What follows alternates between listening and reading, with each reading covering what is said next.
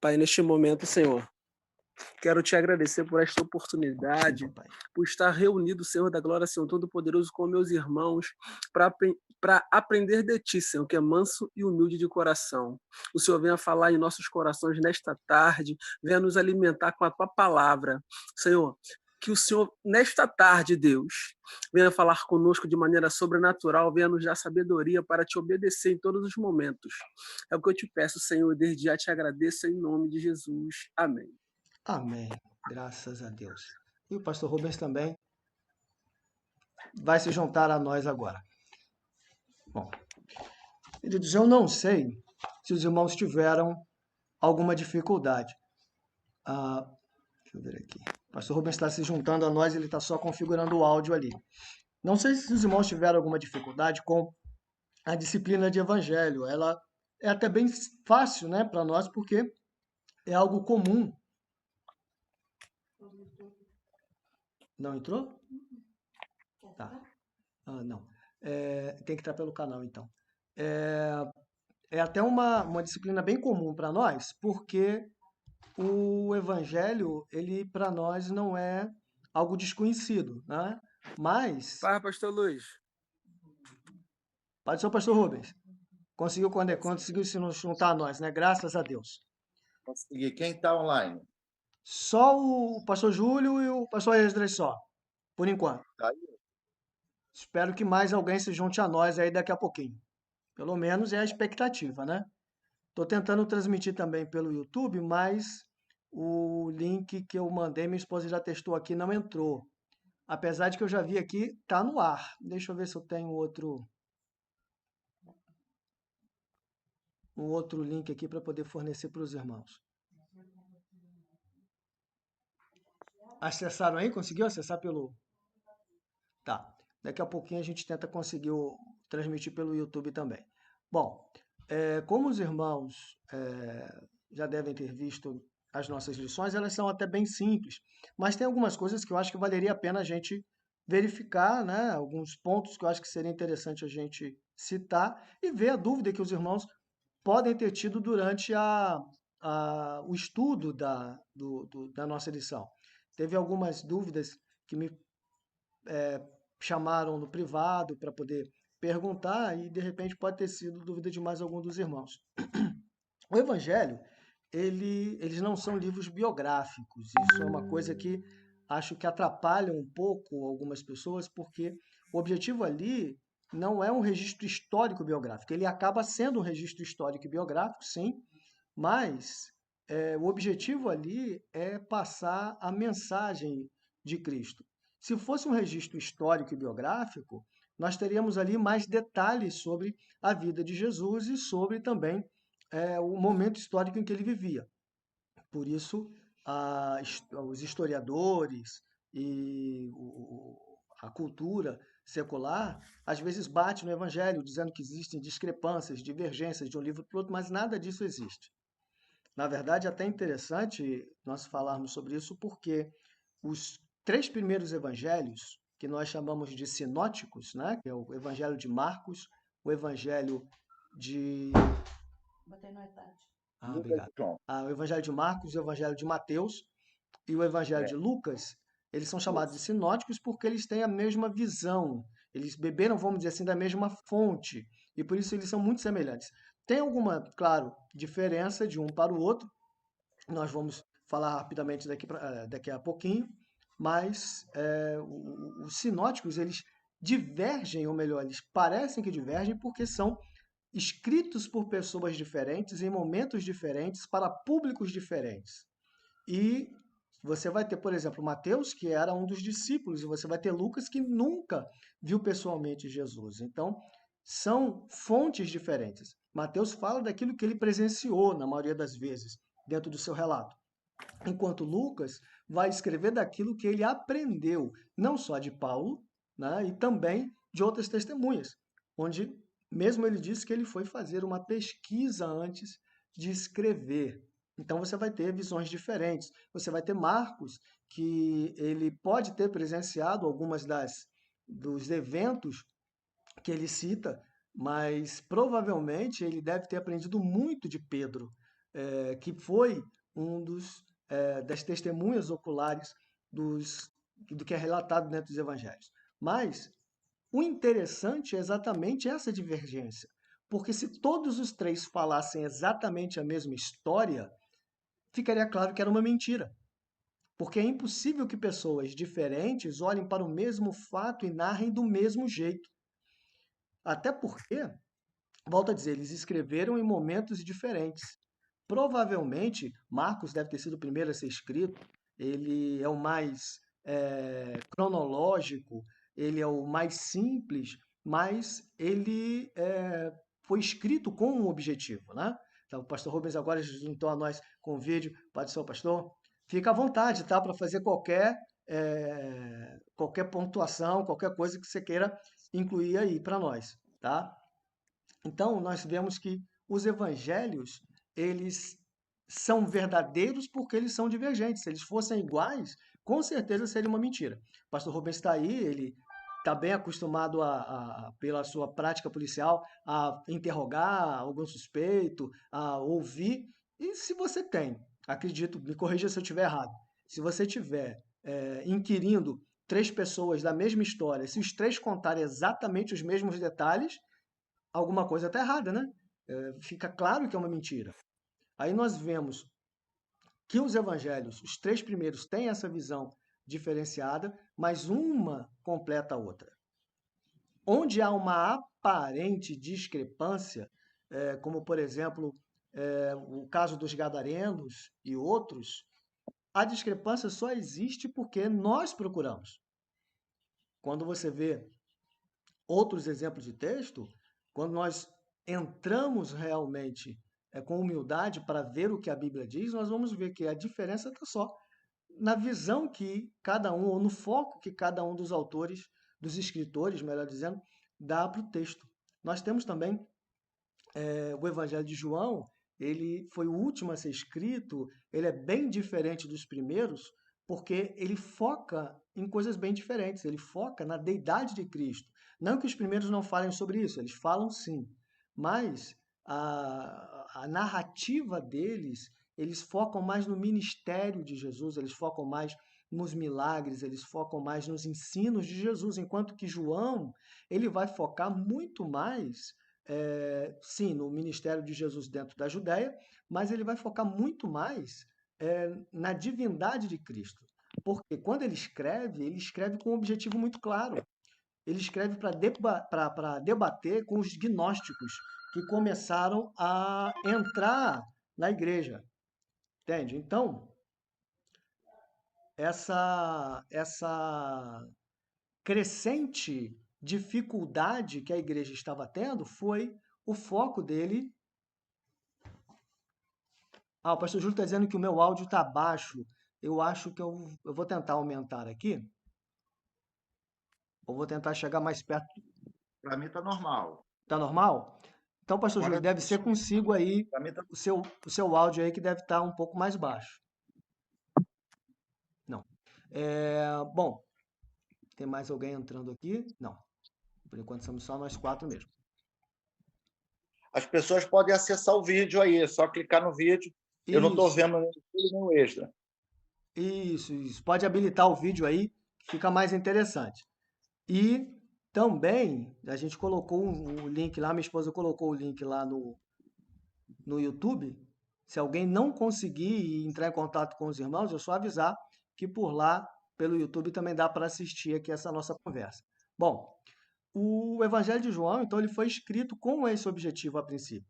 João tinha um problema muito grave na igreja, que era o crescimento dos grupos gnósticos dentro da igreja. Isso lhe afligia. Então, ele vai escrever com esse objetivo, para defender a deidade de Cristo, mostrar que ele era o Filho de Deus.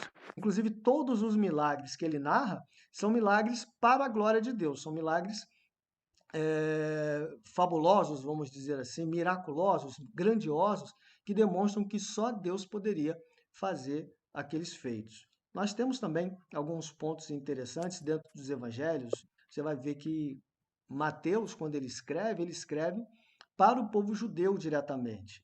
Então há uma preocupação muito grande em citar a lei. Ele cita muitas vezes a lei, sempre mostrando Jesus como o cumprimento das Escrituras, sempre se preocupando muito com as profecias que o Antigo Testamento narrava sobre o Messias. Isso você vai ver porque ele está preocupado em escrever para o povo judeu. Então ele quer ser entendido.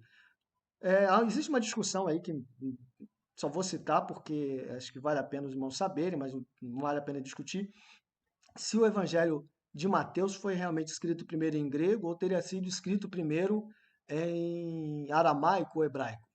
Na verdade, para nós, a princípio foi escrito em grego, mas existem algumas cópias antigas dele em aramaico, o que seria justo, porque, volto a dizer, ele escreveu para os judeus. Mas são um detalhe, vamos dizer assim, que não desmerece nem influencia em si a historicidade, a autenticidade ou o texto. Você vai ver que Marcos, ele escreve com uma visão, vamos dizer assim, mais romana, né? Ele escreve também, ele era judeu, então ele escreve também, de certa maneira, para os judeus, mas o irmão já conseguiu o áudio aí, graças a Deus. Mas eu moro aqui. Eu toco bem bateria, sou ótimo em marketing, tudo junto a gente viu o quê? Eu não sei. Irmão Extras, está nos ouvindo? Eu estou ouvindo. Ai, que bom. Que bom, graças a Deus. Amém. Mas aí, como eu estava dizendo, em Marcos, quando ele vai escrever, ele é o evangelho mais resumido, não é? Mais direto, mais simples. Provavelmente foi o primeiro dos 3 sinóticos a ser escrito. Certamente o Mateus deve ter, na sua época, quando começou a escrever, deve ter tido contato com esse material e lido. Lucas, com certeza, teve contato com esse material e estendeu, né, com outros relatos. Ele escreve mostrando Jesus como servo. A visão dele é mostrar que o Filho do Homem veio para servir e não ser servido. Mas, em momento nenhum, ele deixa de mostrar o Senhor Jesus como Messias, como o Filho de Deus. Né? Mas ele mostra Jesus como o Filho do Homem, como o servo. Né? Você vai ter também o Evangelho de Lucas. Lucas, como eu disse, ele é fruto de uma rica pesquisa. E não é só o livro, não é só o Evangelho, não. O livro de Atos também é fruto de pesquisa que ele realiza. Ele ouve muito e narra muito a vida de Paulo, mas a gente vai ver que antes dele citar Paulo, ele fala sobre o início da igreja. E como ele não participou, isso chegou a ele através da pesquisa que ele fez. Né? Como ele era grego, os gregos, né, eles tinham uma preocupação muito grande com a história, com a historicidade. Você vai ver desde a época de Alexandre, e desde antes mesmo, existe uma preocupação muito grande dos generais romanos, dos generais imperadores romanos, dos gregos, de manterem o registro preciso de tudo que aconteceu. Então, Lucas ele traz isso, e isso é muito importante. Tanto é que você vai ver que ele é o que mais fala das parábolas de Jesus. Ele tem um foco muito interessante, que é mostrar que Jesus ele era um homem de carne e osso. Por que ele faz isso? Ele está escrevendo para os gregos. E os gregos, eles tinham uma visão, pastor Rubens pode nos ajudar se quiser, eles tinham uma visão de que daquele dualismo platônico. Então, se Jesus era Deus, ele não podia ser homem. Aí ele vai ver, ele vai trazer a genealogia de Jesus, ele vai mostrar a realidade de Jesus e vai mostrar os ensinos dele. Não, ele foi um homem sim, ele viveu com a gente, ele era Deus, mas ele esteve conosco. É interessante que o foco de Lucas é muito centrado nas parábolas. Ele foca muito no ensino através de parábolas. Você vai ver que Mateus ele trata de muitas parábolas também, mas Mateus ele vai falar principalmente da vida prática. Você vai ver que o Evangelho de Mateus ele é o que narra o Sermão do Monte com mais detalhes, porque são os ensinos práticos de Jesus. Né? Então ele dá muita ênfase para isso, porque o judeu dava muita ênfase para isso. E quando a gente chega no Evangelho de João, como disse João, ele escreve principalmente para combater o gnosticismo, mas João ele vai escrever também aproveitando um conhecimento que o povo daquela época já tinha. A cultura a cultura grega era disseminada mundialmente ali, naquele período histórico, vocês sabem disso. E quando ele começa o seu evangelho, é muito interessante porque ele começa dizendo do verbo. E eu até comentei, até botei no resumo que eu fiz e mandei para os irmãos, da lição 7, eu acho, ou da lição 8, mas acho que foi da lição 7, que quando ele escreve isso, ele está realmente citando um filósofo grego do período, acho que antes de Platão, aonde desde aquela época eles criam que o universo ele era regido por um verbo, era regido pelo logos, era regido por uma inteligência superior. Eles só não nomeiam essa inteligência, só não atribuem a ele um nome de divindade, mas eles atribuem ao logos a ordem que existe em todo o universo. Isso desde antes de Platão. E Platão vai falar sobre isso, Aristóteles vai falar sobre isso.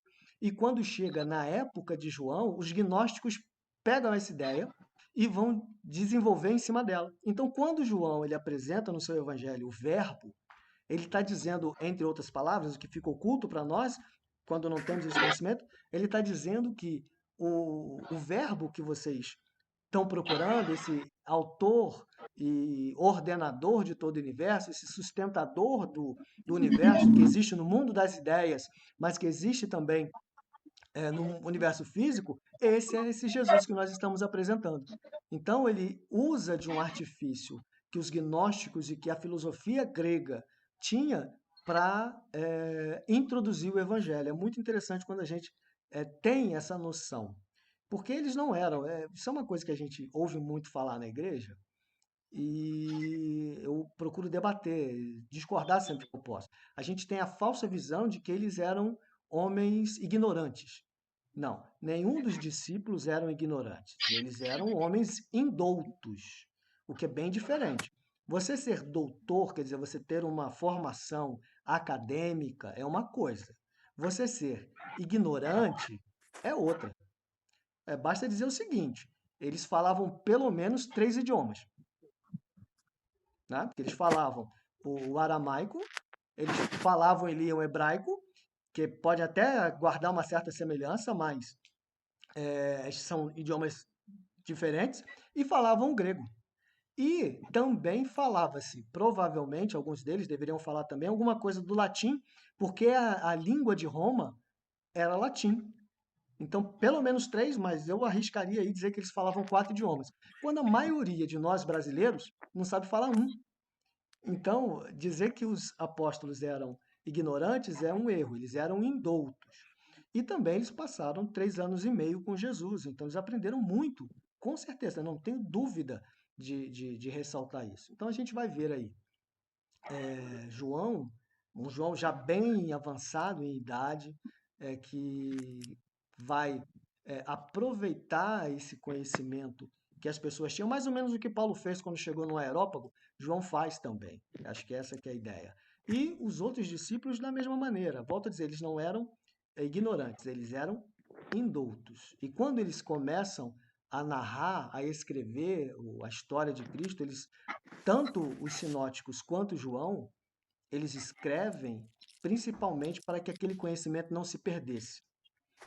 Eles registram, não com o intuito de fazer, volta a dizer, um registro biográfico, tanto é porque se fosse um registro biográfico ia contar a infância de Jesus e como não conta, nós inclusive entendemos que foi uma infância comum, né? Uma infância sem, como a gente ouve aí, às vezes algumas pessoas dizerem, né? Que Jesus, não, ele com certeza, ele fazia bonequinhos, os bonequinhos saíam andando, ele curava. Não, nada disso, é tudo invenção da cabeça de... Está no apócrifo. Oi? Isso está no apócrifo, né? Isso são apócrifos, quer Está no dizer, apócrifo. nós não consideramos como inspirado. Se houvesse realmente não vou dizer alguma verdade, que verdade sempre há em qualquer relato, mas se houvesse alguma relevância, os outros sinóticos citariam alguma coisa melhor sobre a infância de Jesus, além daquele episódio dos 12 anos no templo, que é extremamente relevante, né? A gente vê que pode não ficar claro para nós. O pastor, ele tem ele conhece mais sobre a vida e a cultura judaica. Ele provavelmente ali estava participando do seu bar mitzvah, né? Que é a passagem do adolescente, da criança, vamos dizer assim, porque na verdade a adolescência é uma coisa nossa, tá? Ele estava passando de criança para o mundo dos adultos. Ele ali passava a ter responsabilidade religiosa, tá? Ele É ali uma passava a cerimônia. ter. Oi? É uma cerimônia que eles fazem Isso. para poder a criança ser tratada como adulto.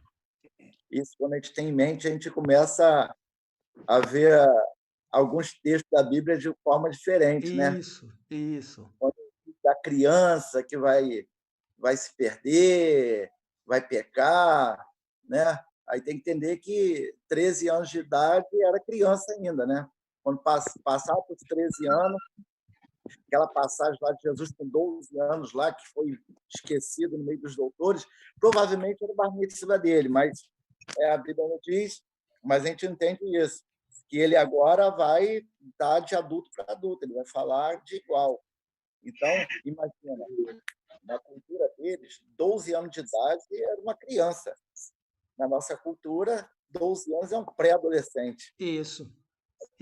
Aí, quando a Bíblia vai falar de criança, ele tem que imaginar que até 12 anos era uma criança. Exatamente. São detalhes que escapam a gente, como o pastor Rubens falou, mas que quando a gente se apropria deles, o texto bíblico ganha um significado muito mais rico, muito mais realista, né? Vamos dizer assim, né? E aí... Oi? Ah, tem algumas pessoas aqui no YouTube. A nossa irmã Vera está no YouTube, graças a Deus. Nosso irmão... Bom, não identifiquei aqui, mas tem mais algumas pessoas nos assistindo também pelo YouTube, tá? Deus abençoe a todos. Se vocês tiverem aí Vê se alguma... consegue orientar o pessoal a habilitar as câmeras. O pessoal Ah, da sim. câmera toda desabilitada.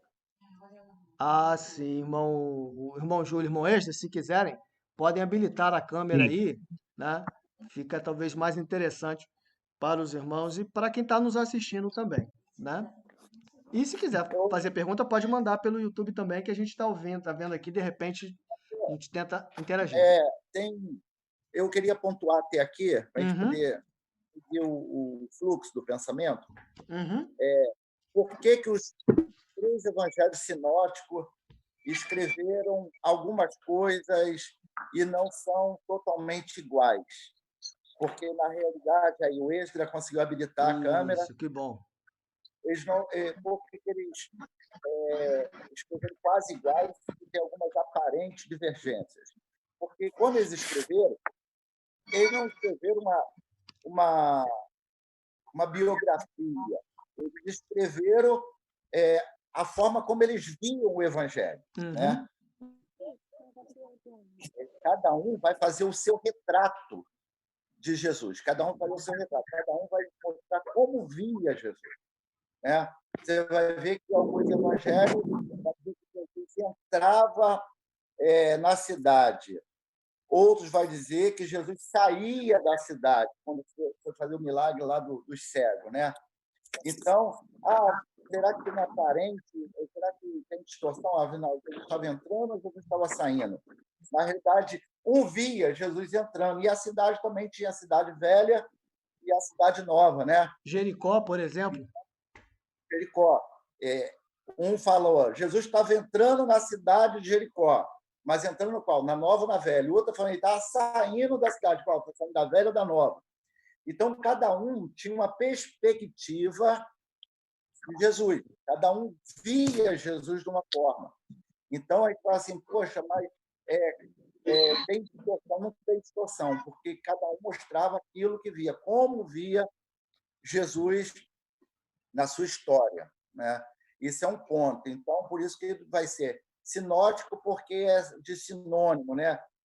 Textos parecidos, mas não é texto iguais. Né? Porque você já falou aí que cada um escreveu para um público. Então, se eu vou fazer uma palestra para criança, eu vou ter uma palestra diferenciada do que para um seminarista. Uhum. Se eu vou dar uma palestra para bacharelandos, eu vou fazer uma palestra diferente do pessoal do nível médio. Eu vou fazer uma palestra diferente, porque o meu público é diferente. Vou fazer de acordo com o público. Então, cada um escrevia de uma forma específica para o público. Por exemplo, Mateus ele vai escrever... Mateus vai escrever para os judeus. Aí tem aquela pergunta que todo mundo se faz, inclusive já teve na escola dominical. Mateus escreve Reino dos Céus. Marcos, Lucas, João vai escrever Reino de Deus. Por que essa diferença? Porque o Hashem, né, é santo, não pode falar, pronunciar o nome de Deus, as coisas de Deus, né, o impronunciável, né? Então, sempre Mateus vai escrever Reino dos Céus. Por causa da situação que está falando para judeu, ele não pode, de maneira nenhuma, falar o nome de Deus em vão. Vai botar Reino dos Céus, que é a mesma coisa do Reino de Deus. As pessoas vão especular, em alguns momentos, que Reino dos Céus é uma coisa, Reino de Deus é outra. Não. Reino dos Céus, em Mateus, é o Reino de Deus, em Lucas, em Marcos, em João. Só tendo essa divergência porque o público dele não poderia ficar pronunciando o nome de Deus. Marcos ele vai falar que Jesus é o Filho do Homem, apresentar como Filho do Homem, né? Como Lucas vai apresentar como Filho do Homem. Então, como Lucas está escrevendo para pensadores, filósofos, ele tem que provar que Jesus é homem, não foi um fantasma, como já havia se pregando, que ele simplesmente apareceu.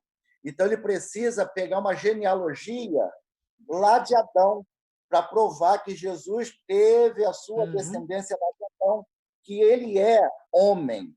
Ele é homem e ele é Deus. Ele tinha que provar isso para os filósofos.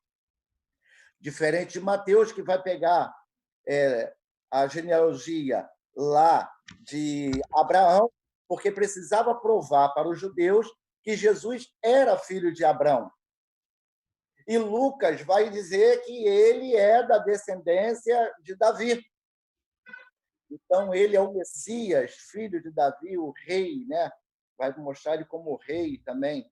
Então, cada um tinha o seu público, cada um tinha que especificar e provar aquilo que estava falando. Eu me lembro que, quando nós falamos da questão do toque lá, do galion, né? Da trombeta, eu falei, lá não tem galo. Lá não tem galo. Lá era trombeta lá, que tocava. A Gisele entrou. E eu não sei se o Júlio saiu, mas a Gisele entrou. Saiu. Oi? O pastor Júlio saiu, sim. Tem vaga, são 100 pessoas que podem entrar, mas o pastor Júlio, ele acho que deve ter tido algum problema com a conexão. Ele caiu.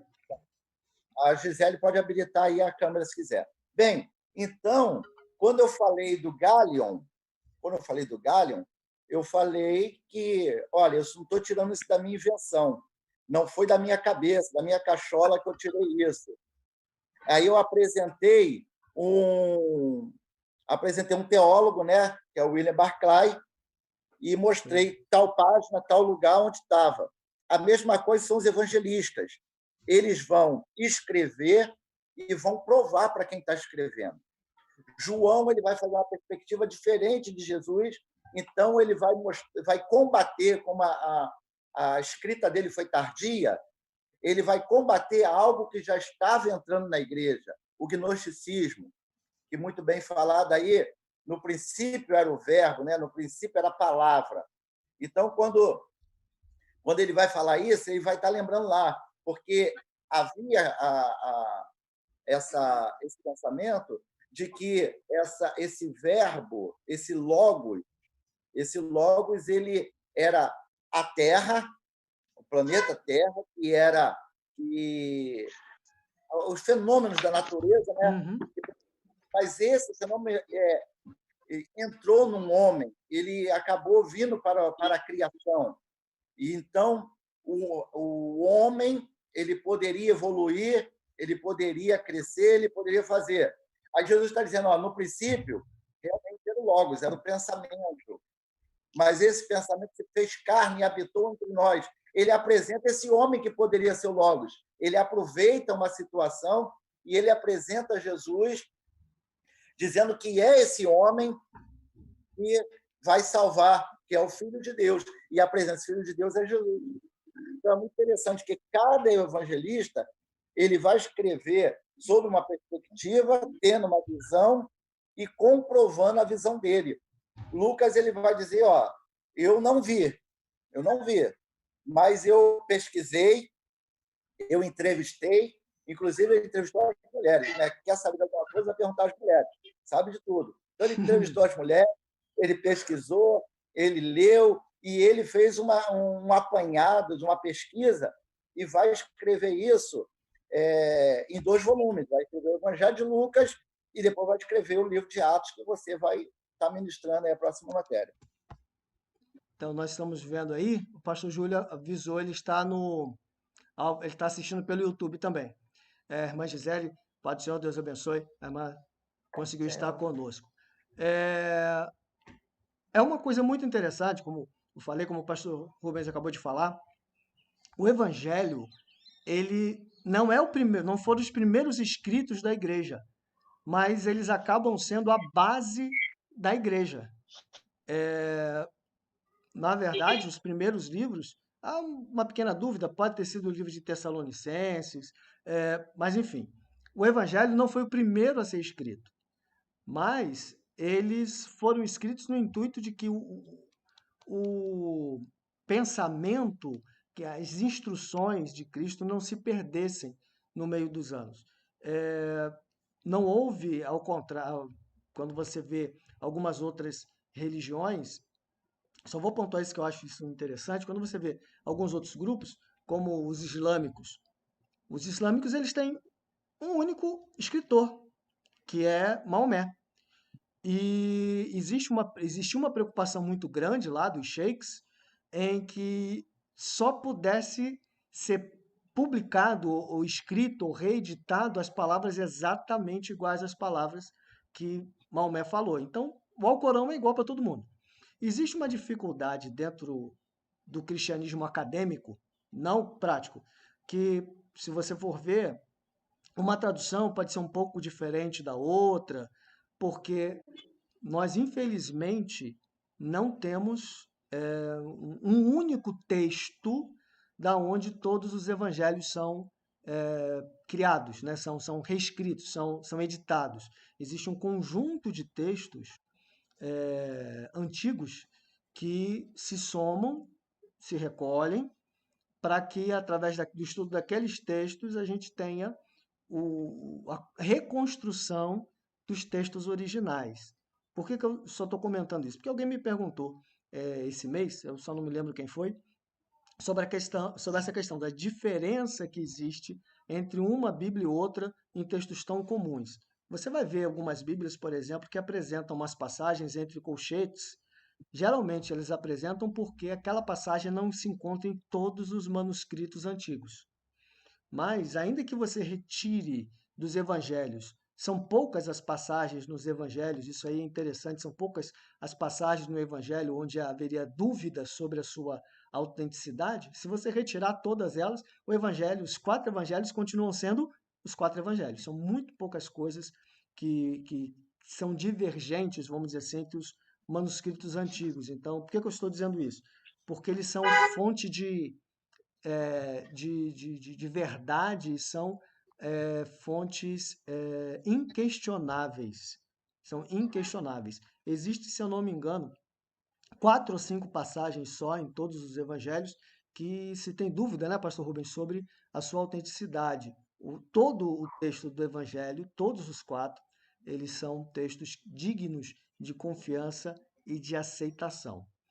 Uma coisa interessante também, falando sobre as últimas lições, a última lição, se não me engano, a lição de número 10, ela vai falar sobre a questão da esperança que o Evangelho traz para nós, os crentes.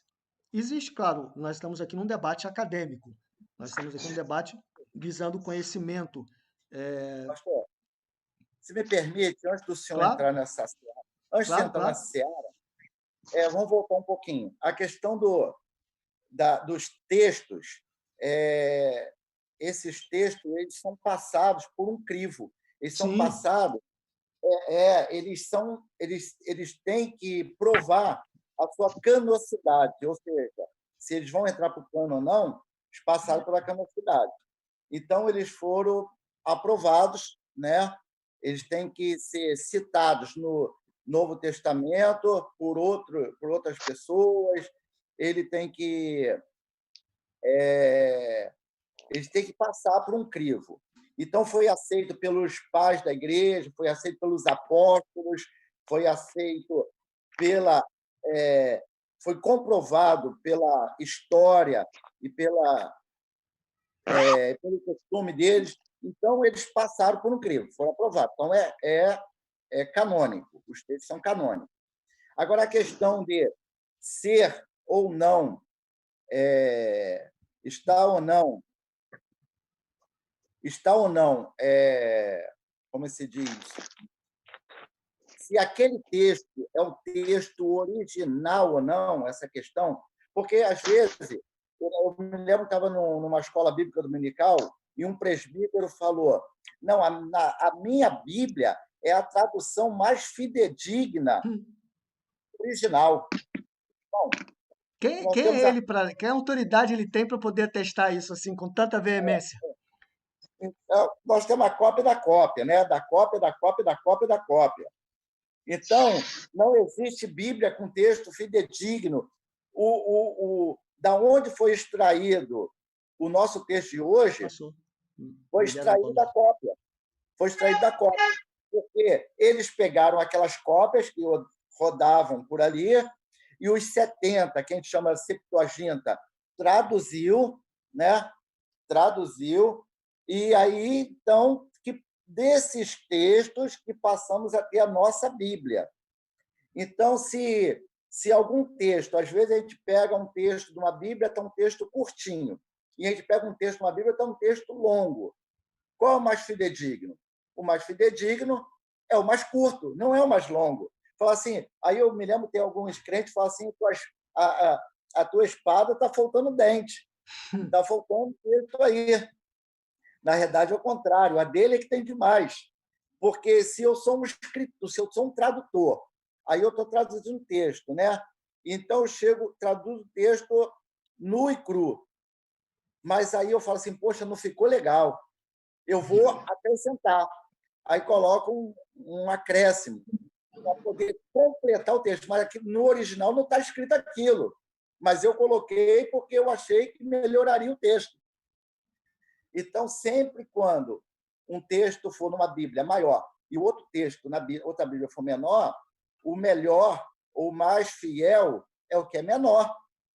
Então, sempre tem a alcunha do tradutor, sempre tem o complemento, né? Se a gente chama, não me lembro se agora o nome quando a gente tem o acréscimo. Então, quando tem esses acréscimos. Então, temos que tomar muito cuidado, porque não temos uma tradução do original. Não tinha o original, quando os 70 traduziram. Não tinha o original, né, da Bíblia. Tinha as cópias que circulavam. Então, tomar cuidado com isso aí, porque dizer a minha Bíblia é mais fidedigna, a minha Bíblia é mais certa. Não tem. Eu gosto da Bíblia de Jerusalém. Eu gosto, mas dizer que ela é mais fidedigna, não é. Eu gosto. Então, cada um pode gostar de uma Bíblia, pode gostar de uma. Agora, temos que tomar cuidado só com isso. Em Bíblia, algumas Bíblias, você vai ver lá Marcos 16, e por amor sobre os enfermos curarão, e se beber alguma coisa, motivo não fará dano algum. Algumas Bíblias estão no rodapé. Esse texto não foi encontrado no manuscrito original. Não tem manuscrito original. Simplesmente aquele texto não tinha no manuscrito que esse tradutor pegou para traduzir. Não quer dizer que aquele texto ali é invalidado. Não sei se alguém já pegou alguma Bíblia aí e já viu lá no rodapé de Marcos 16, dizendo esse texto não foi encontrado nos manuscritos, tal. Não foi encontrado naquele manuscrito que traduziu, tá bom? Agora pode dar prosseguimento aí. Isso é uma coisa importante de citar, porque algumas pessoas realmente têm dúvida sobre isso. E acaba sendo uma dúvida que a pessoa passa a desacreditar, deixar de dar credibilidade para o texto sagrado. E o texto sagrado, ele é perfeito. Quando eu encontro alguma discrepância ou discordo de alguma coisa, o erro não está na Bíblia, o erro está em mim, né? Eu tenho que assumir essa humildade. A irmã Vera Ramos, ela mandou aqui pelo YouTube, concordando com o pastor Rubens e com a gente, dizendo que o próprio Estatuto da Criança e Adolescência, aqui nosso, no Brasil, ele diz que a infância ela abrange até 11, 12 anos. A partir dali, a gente entende que é a adolescência, né? Mais ou menos dentro desse mesmo pensamento que o garoto judeu ele vai até os 12 anos, 13 anos, ele já passa a ingressar, vamos dizer assim, na vida adulta, né? Aproveitando aí, nosso irmão Esdras e a nossa irmã Gisele, não sei se durante o estudo dessa lição, o estudo dos evangelhos, os irmãos tiveram alguma dúvida. Se os irmãos tiveram alguma dúvida, eu gostaria de ouvir os irmãos, que é para a gente pontuar. Mas antes, só para adicionar uma coisa, nós fomos abençoados, porque as aulas pelo Zoom, elas têm uma duração, pelo menos a minha conta, que é uma conta gratuita, uma duração de 40 minutos. Só que o Zoom acabou de me mandar uma mensagem dizendo que essa nossa aula, ela não vai ter duração limitada, quer dizer, claro, a gente não vai ficar aqui até meia-noite, mas a gente não precisa se restringir aos 30 ou 40 minutos. Então, os irmãos podem ficar mais tranquilos. Se tiver alguma dúvida, quiser mandar pelo YouTube, que estão nos assistindo, pode mandar. Eu estou vendo aqui, caso alguém mande. E os irmãos, o irmão Esdras, a irmã Gisele, teve alguma dúvida, alguma dificuldade durante, ou algum comentário durante esses 5 sábados, né? Então, estamos aí aguardando os irmãos. Amém. Não, da minha parte, não tive dúvida, não. Essa apostila, né, até mesmo a explicação dos irmãos, né, esclarece bem as coisas para a gente. Graças a Deus. E a senhora, irmã Gisele? Correu tudo Não, bem? não. Tá indo ainda tudo bem. Eu não tô. Eu fico pesquisando algumas coisas quando surge. Às vezes eu tenho mais dúvida de interpretação de algumas palavras em si. Que às vezes uma palavra ela muda todo o texto ou contexto, né? Aí eu procuro ali no dicionário para entender o que aquela palavra está querendo dizer e tá indo, tá fluindo. Ai, que bom. Mas nada melhor do que a aula com vocês, né? Eu achava até que a aula com vocês gravando a aula, seria bem melhor do que a que a gente tem assistido. Mas fazer o quê, né? Faz parte. Pastor Chaves. É, Aquela da Pastor Chaves da época que eu comecei na escola, há 20 anos atrás. tá precisando renovar realmente aqueles Renovando. Então, É que é muita coisa. já estão renovando, já tem aulas novas, por exemplo, para o terceiro ciclo. Aulas novas, são aulas do pastor Berg, né? Uhum. Daniel Berg, não, o nome dele é Gunnar Berg. Gunnar Berg. Pastor Gunnar Berg, agora a aula de cosmogonia já é o pastor Terry Johnson. E estou vendo que tem outras videoaulas que estão entrando, provavelmente vai renovar aí a turma, mas essa pandemia já vai acabar e nós vamos voltar, vocês vão matar a saudade, vão enjoar de Amém. O pastor Gilson vai dar aí Atos dos Apóstolos, depois eu devo entrar com a outra matéria e vamos seguindo. Isso Amém, aí. amém. Mas está anotado. Eu vou ser sincero aos irmãos. Para mim, às vezes é difícil. Eu até mando os vídeos nossos aí da escola dominical e faço alguns vídeos de vez em quando, mas para mim é difícil. Eu sou igual o pastor Rubens, podem não acreditar, mas eu sou meio tímido, eu não gosto muito de aparecer. Mas, de repente, numa outra ocasião, aí ao longo do trimestre, acredito, como o pastor Rubens também, que mais uns 15 dias, talvez um mês, a gente resolva esse afastamento social. Mas se prolongar, a gente pode ter outros encontros como esse, pelo Zoom, aonde a gente possa conversar, ter uma aula um pouco mais dinâmica, e a gente vai se adequando, né? O importante é que a igreja mesmo ela não está fechada. O templo ele está Verdade. fechado, mas a igreja ela continua atuante. Eu acho que isso foi muito importante, muito significativo. Mas voltando à questão Mesmo dos evangelhos, porque, sim, pastor. mesmo porque eu costumo dizer que eu vou ao templo adorar a Deus com a igreja que está lá dentro. É isso aí. A igreja somos Isso nós, aí. o templo é o templo. Então, eu vou ao templo adorar a Deus com a igreja que está lá dentro. Você pode aproveitar esse Amém. slogan aí. Exatamente. Isso Aproveite mesmo. aí. Ele deu permissão para vocês usarem, então pode usar. É só citar a fonte, né?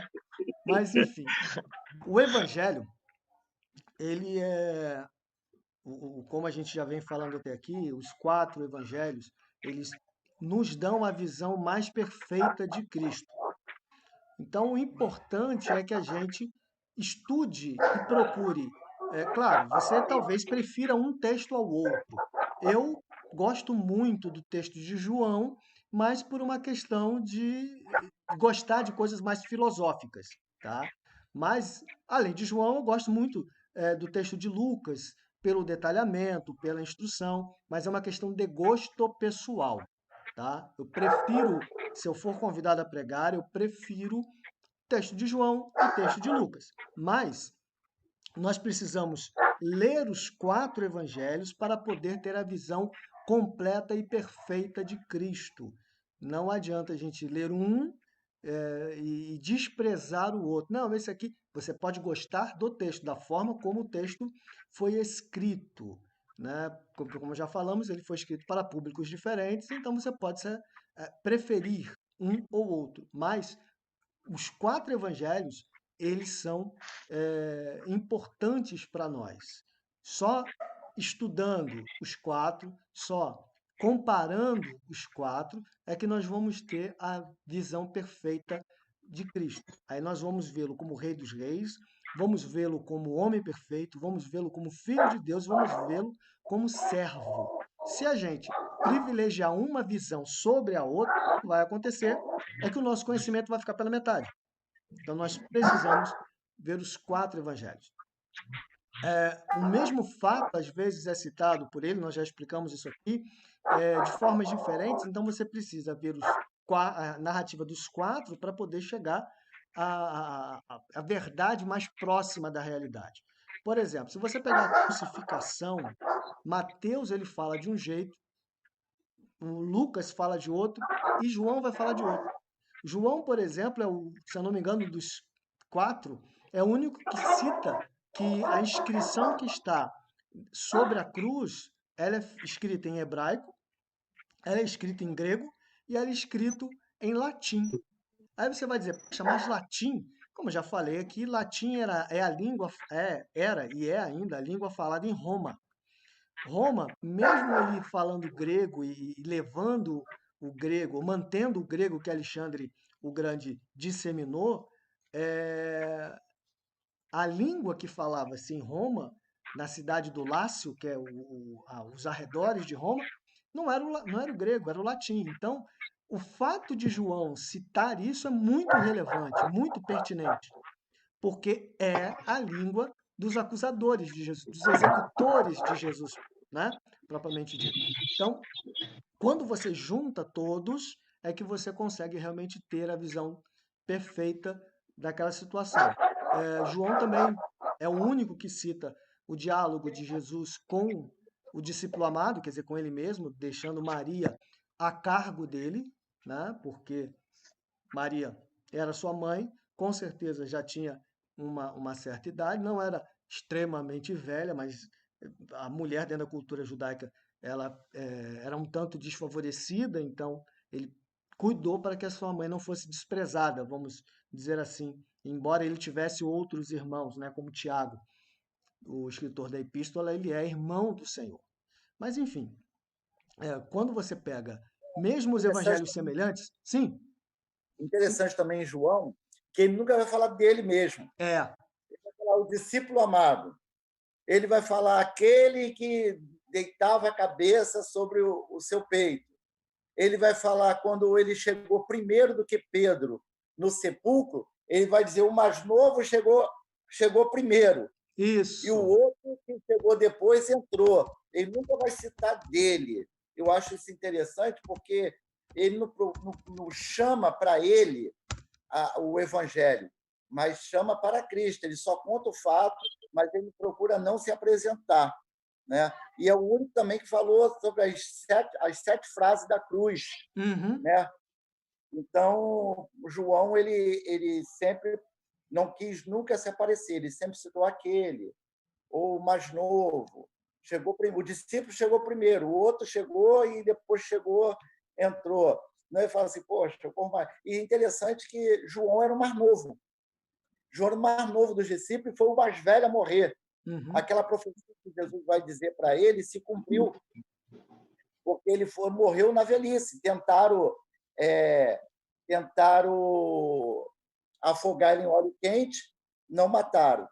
Tentaram matar ele com as feras lá na ilha de Pátmos, não mataram. Ele volta ileso, tem a visão do Apocalipse, e ainda por cima vai pastorear a igreja de Éfeso e cria ainda discípulos, né? Policarpo e tal.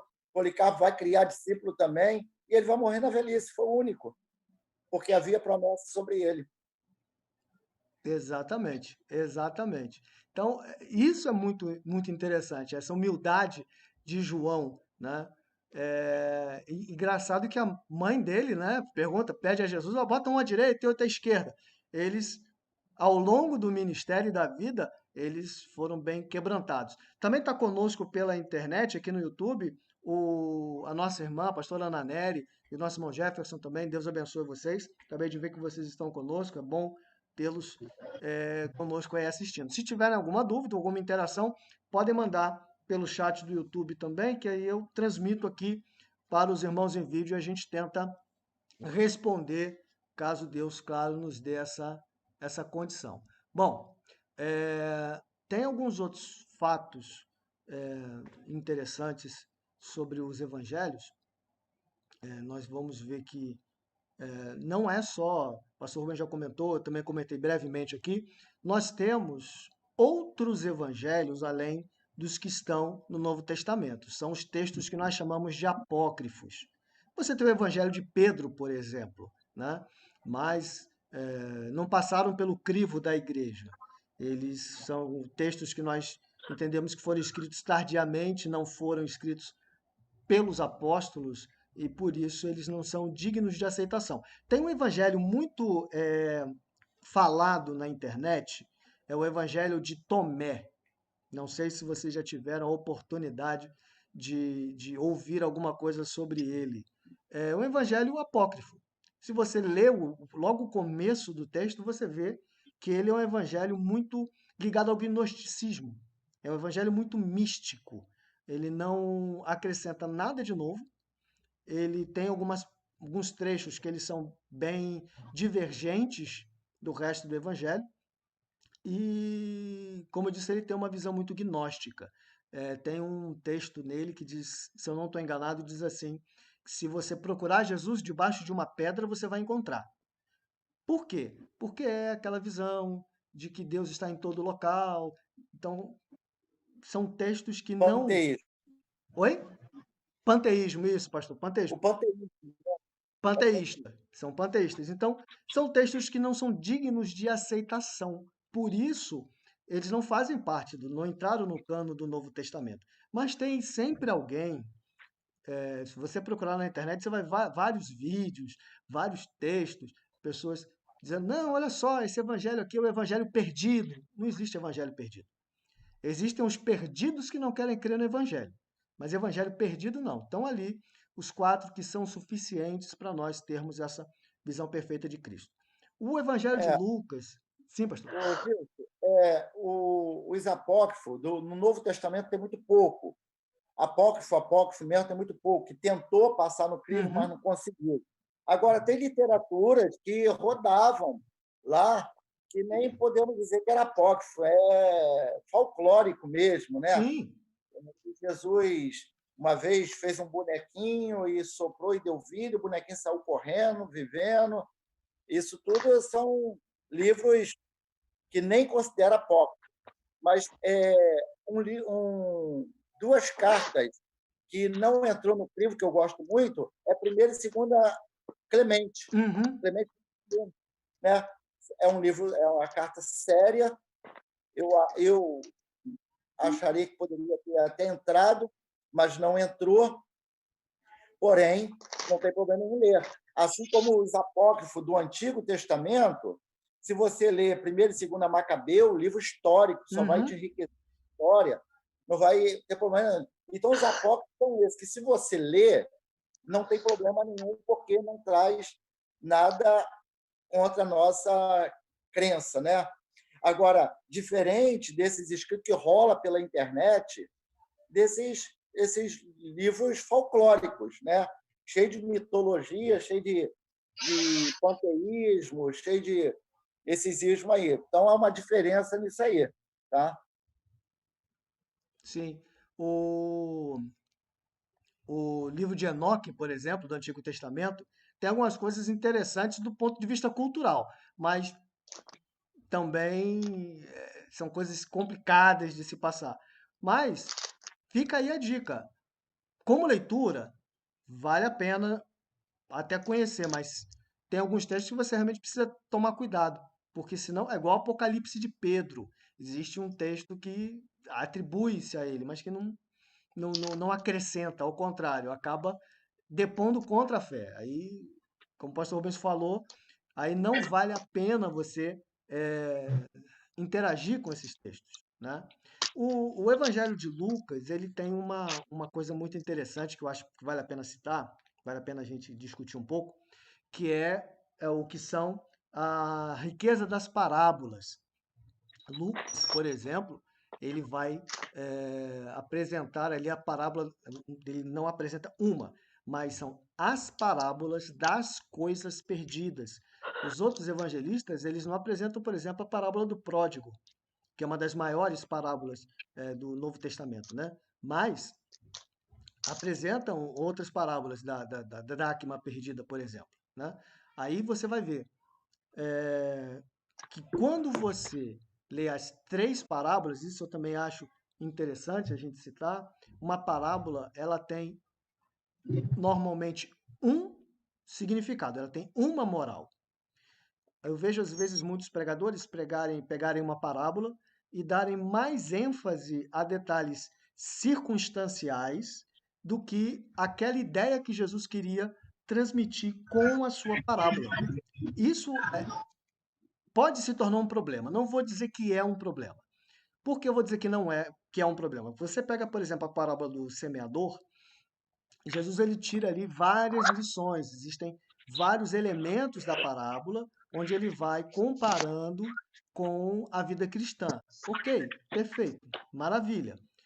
Agora, normalmente, essas parábolas Jesus explicava para os discípulos. Eles, olha, a parábola é assim, assim, assim, o semeador é isso, a semente é tal. Então ele explicava, os discípulos chegavam mais perto dele e Jesus dizia em detalhes. Infelizmente, às vezes, a gente vê algum pregador que vai contar ou vai interpretar a parábola e vai falar alguma coisa que às vezes é contrária àquilo que a parábola diz, ou aquilo que Jesus ele está querendo colocar. Sem querer criar polêmica, vou dar um exemplo, mas é só exemplo, tá? Exemplo didático, é um exemplo simplesmente acadêmico, não é um exemplo de fé, tá? Quando a gente pega a parábola das 10 virgens, por exemplo, a parábola ela tem um objetivo, ela tem um foco. Está no livro de Mateus, não estou falando de Lucas, mas peguei essa parábola de Mateus. O objetivo é a vigilância, é a prudência. Não é um texto especificamente sobre a volta. Está dentro do bojo, sim, da volta de Cristo, mas ali não é um texto ilustrativo de como será. O texto ali, ele foca no que o crente deve estar preparado, o crente deve estar vigilante. Inclusive, as parábolas que vêm antes e depois, elas falam exatamente sobre vigilância. E às vezes a gente se perde em alguns detalhes, e eu já vi alguns crentes, por exemplo, dizendo que 50% da igreja vai ficar e 50% da igreja vai subir, porque você tinha 10 virgens, subiram 5 e ficaram 5. Isso é um detalhe que não estava no foco da parábola. A parábola fala sobre vigilância, sobre se preparar, sobre estar pronto, sobre estar preparado na hora que o noivo chegar. Tá? Mas também tem os outros detalhes ali que, para você entender, você tem que conhecer mais da cultura judaica, saber como é que é o cortejo de casamento, quando é que ocorreria, como é. Mas isso aí já é outro caso. O pastor Rubens até com certeza gostaria mais de falar sobre isso. Aí já é uma questão cultural. O que eu estou chamando a atenção é para o fato de a parábola ter normalmente uma moral, um ensino.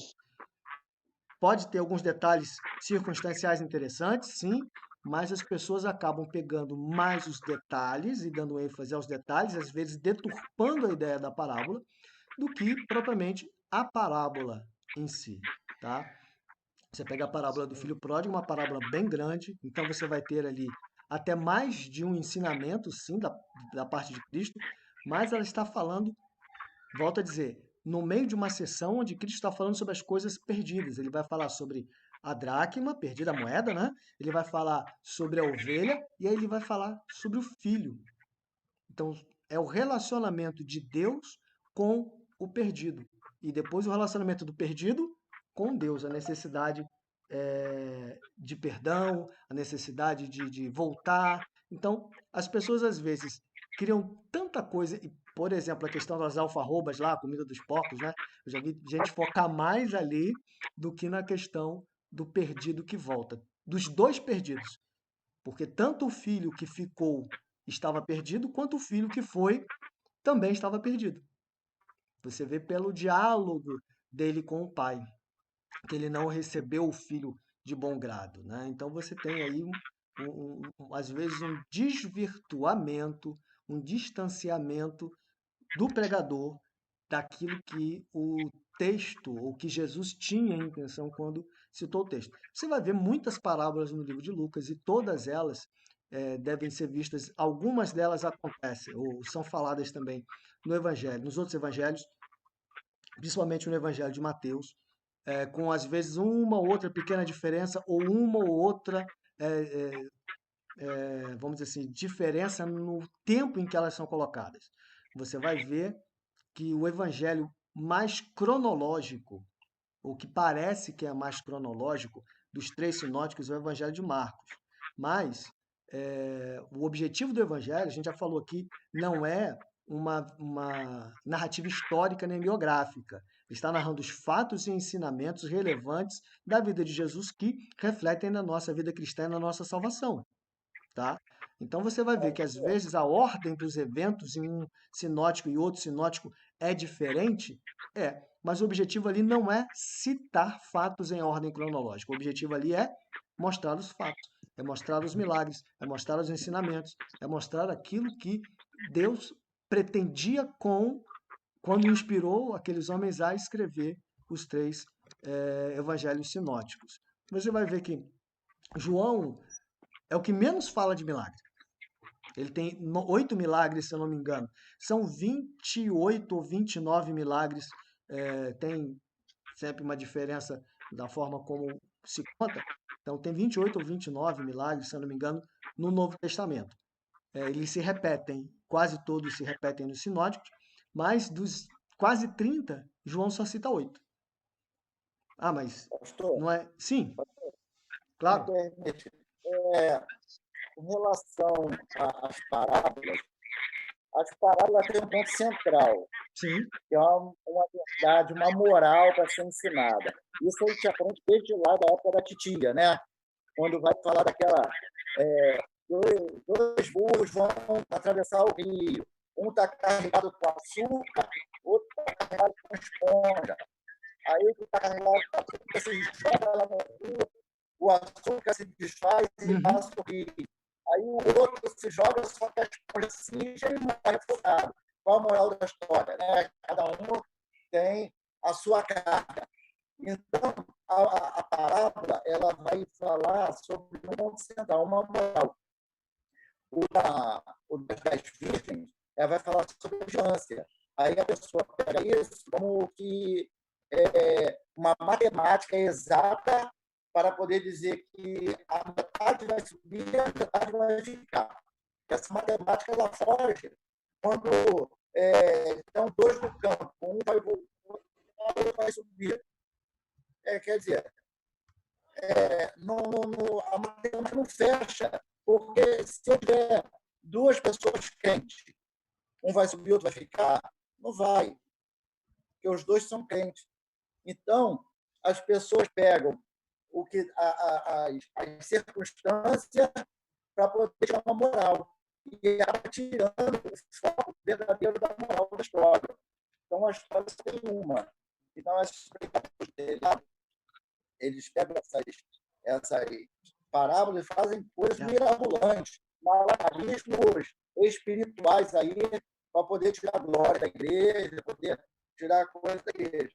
Então, nós temos que entender que não devemos manipular a parábola. Algumas parábolas, o próprio Cristo já explica ela. Algumas parábolas são explicadas. Jesus vai ter o semeador, quem era aquela pedaço, quem era aquela beira do caminho, vai dizer quem era o diabo, quem não era, aí está explicado. Agora, se não está explicado, tem que ver qual é a crônica da parábola. E para isso, como se falou no casamento, né?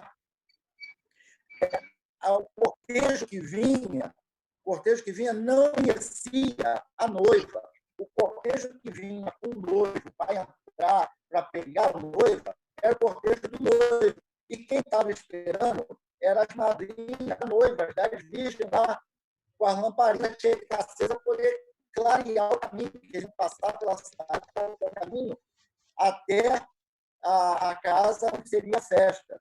Mas quem vinha com o noivo não era da noiva, era do noivo. Então, quando acabou a lamparina que bate na porta, eles entrar, a porta já estava fechada, não pode faltar luz, que vai dizer, assim, metade ficou, metade não. Fica vigilante, não deixa faltar óleo, não, porque vai precisar iluminar o caminho. É assim, eu estou com o livro aqui, ó, eu postei. Usos e costumes dos tempos bíblicos.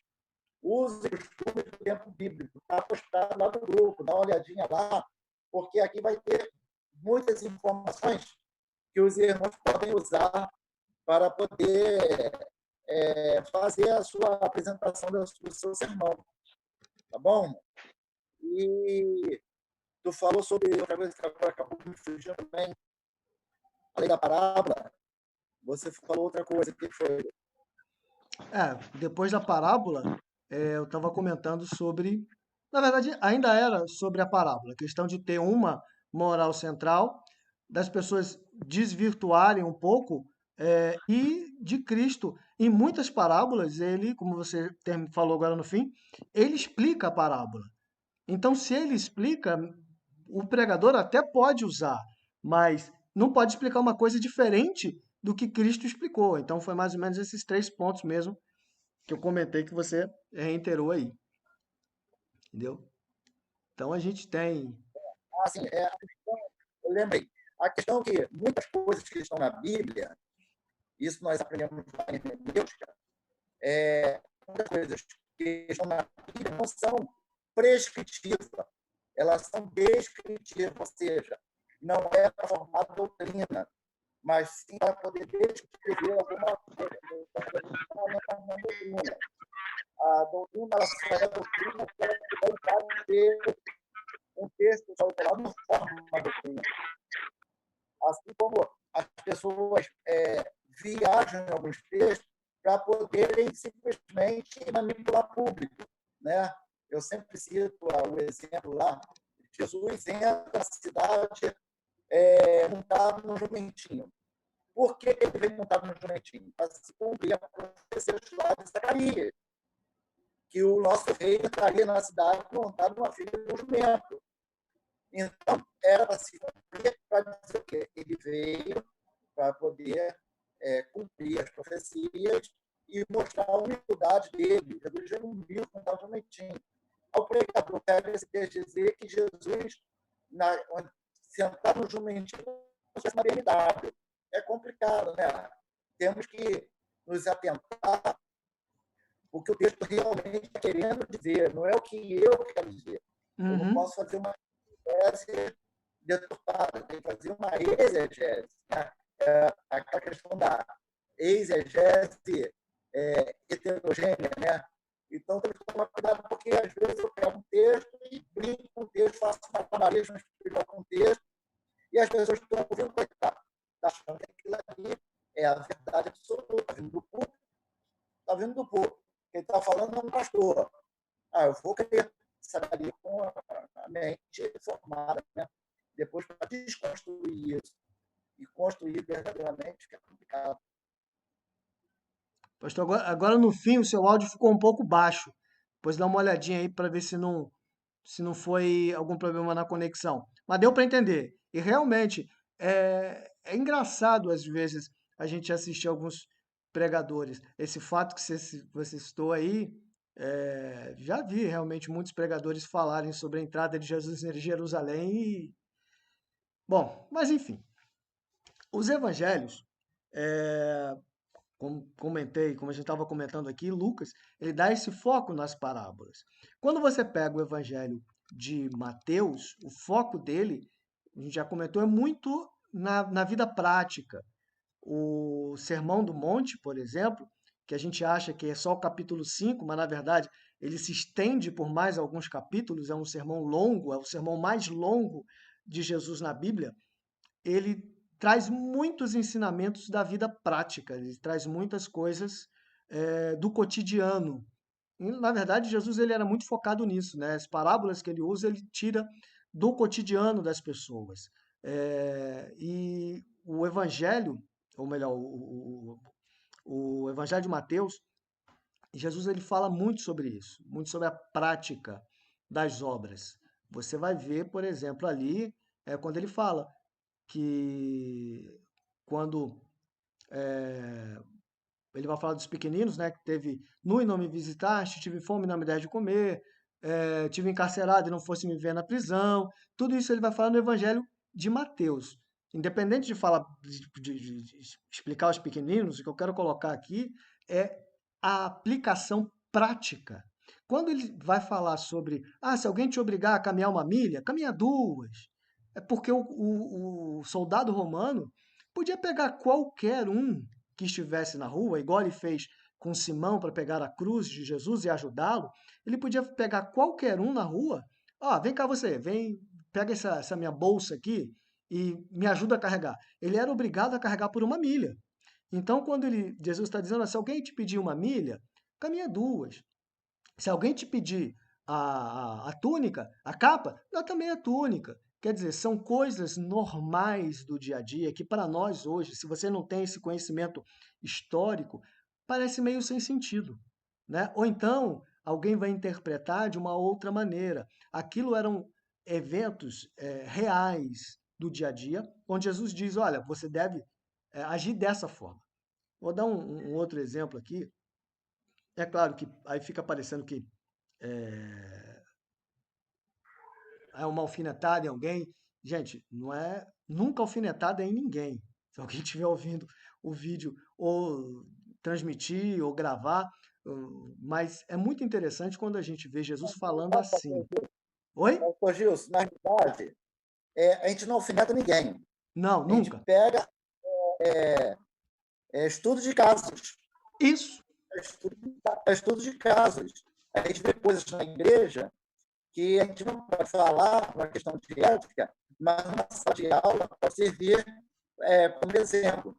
Então, às vezes a pessoa pensa que está acertando, pensa que está certo. Ouviu de alguém e acha que está correto. O problema é quando a pessoa está disposta a aceitar e ser corrigida, né? Porque às vezes o eu não deixa isso acontecer. Mas, enfim, pode continuar aí. O que eu ia comentar, a Verena tentou entrar e não conseguiu. Espero que ela consiga entrar também pelo Zoom. Mas o que eu ia comentar é que às vezes a gente vê algumas pessoas na igreja que tropeçam em alguns ensinamentos muito claros de Jesus. Vou dar um exemplo. Qual exemplo? Quando a gente, Verinha, parece que está conseguindo conectar. Quando Jesus fala assim, que se eu vou cumprimentar apenas aqueles que eu conheço, que bem eu estou fazendo? Os ímpios fazem a mesma coisa. Se eu for orar apenas por aqueles que eu gosto, que eu amo, que são meus amigos, que bem eu estou fazendo? Então a gente vê que hoje mesmo, dentro da igreja, dentro de uma congregação, às vezes, da mesma congregação, da mesma igreja, não estou nem falando de denominações. Se eu for falar de denominações, é aí que é complicado mesmo, porque a gente vê que existe uma rivalidade muito grande, às vezes, sem sentido, né? A gente vê aí a mídia, parece que ela se alimenta dessas coisas. Mas dentro da igreja, a gente às vezes vê pessoas que não falam umas com as outras. Enquanto o ensinamento que Jesus disse é que nós precisamos buscar a paz com todos, que nós precisamos falar com todos. Então você vai ver que muito. Erinha conseguiu entrar aí? Conseguiu, graças a Deus. Pai de Sofera, Deus abençoe por estar conosco. Então quando a gente vê, A internet só está um pouco ruim. não tem problema. Se você ficar com ela muito ruim, você desabilita o vídeo, que aí o áudio fica melhor, tá? Mas tá perfeito. Bom que você está Beleza. conosco aqui. Então, Beleza. quando a gente vê isso, a gente vê um exemplo prático que Jesus deu, um ensinamento prático que ele deu, e que às vezes a gente ignora.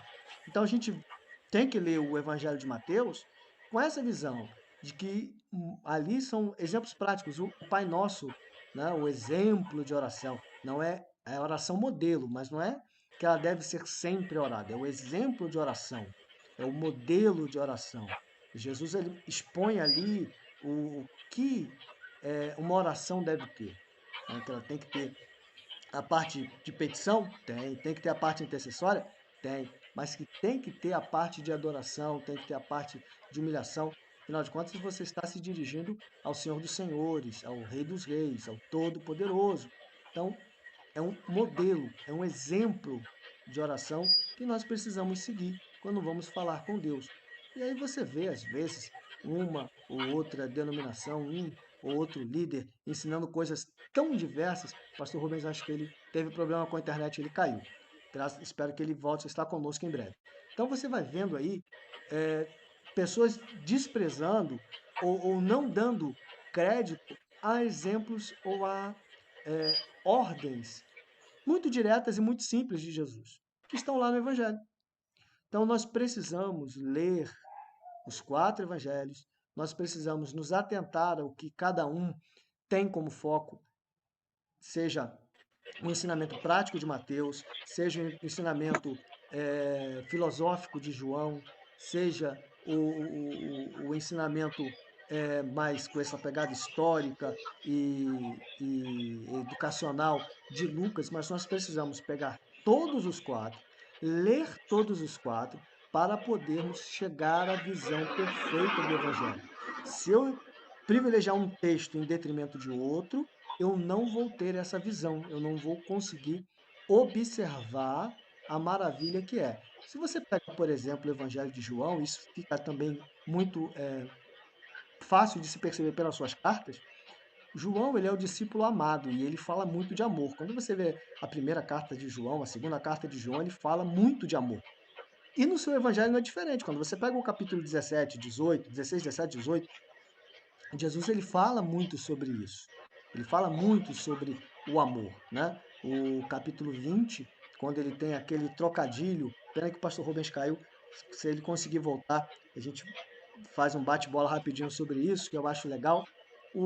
Quando Pedro ele é questionado por Jesus no capítulo 20 sobre Pedro, tu me amas?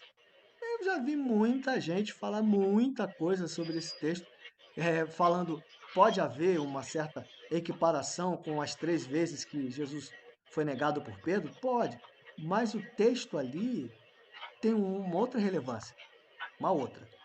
Quando Jesus ele se apresenta no capítulo 21 de João e chega para Pedro e diz: Pedro, tu me amas mais que esses?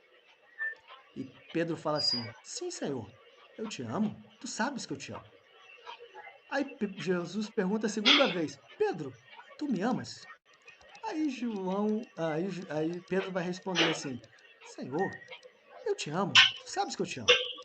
Aí ele vai perguntar a terceira vez. E no texto, na terceira vez, ele diz: E se entristeceu muito porque ele pergunta a terceira vez: Amas-me? E a gente fica sem entender. E aí a gente vê alguns pregadores falarem várias coisas. E você só entende esse texto quando você tem a oportunidade de conhecer um pouco mais do original. Por quê? No original, isso já foi falado algumas vezes, o pastor Rubens já falou isso algumas vezes também. Nós temos, pelo menos, dentro do texto sagrado, 4 palavras diferentes para significar amor. Só no texto bíblico. Mas em grego existem mais palavras que em português são traduzidas por amor. Então, fica difícil você saber exatamente qual é a ideia do texto se a palavra é apenas amor. É que no livro de Coríntios, as Bíblias mais atuais, elas não falam amor em Coríntios 13, elas falam caridade. Por quê? Para distinguir o amor que está tão banalizado, essa palavra, aí usa-se caridade, para quê? Para que fique mais evidente que o texto não está falando desse amor conjugal, vamos dizer assim, né?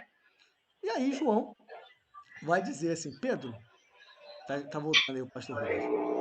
Aí João vai dizer assim, Pedro, Jesus vai dizer para Pedro, Pedro, graças a Deus o pastor está conosco. Sabia que você ia voltar, que com certeza você ia gostar dessa parte, de querer interagir.